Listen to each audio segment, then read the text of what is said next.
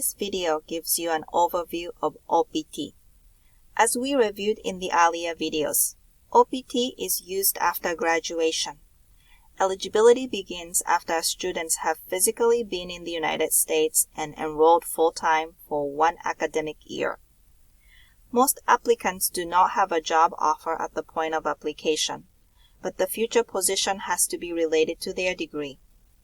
Entire process can take 4 to 6 months, so students need to be planful. OPT is a work authorization for 12 months. The earliest students can start the process with ISSS is 100 days before their degree completion date. For undergraduate and Master's Plan C students, the degree completion date is the last day of the graduating term. For PhD and Master's Plan A and B students, the degree completion date for the OPT application purpose can be the best estimate date of degree completion. This date doesn't have to align with the actual graduation date. However, the student should note that they need to stop working any job once the degree completion date on OPT application arrives.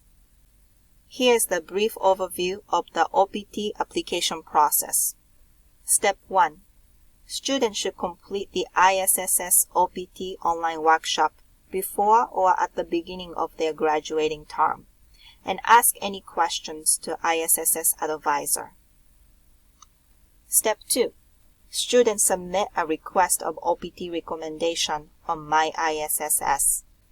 Once it is submitted, just like CPT, it will be routed to academic advisor for verification. Once the request was reviewed by advisor, it will be sent to ISSS. New I-20 will be ready in 10 business days from the date advisor verified the request, not the date of submission by the student. Step 3.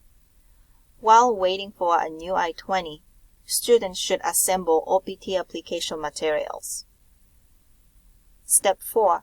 Once a new I-20 is ready, students submit all the application materials to USCIS.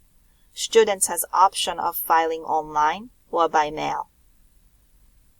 Step 5. Wait patiently for EAD card to be mailed.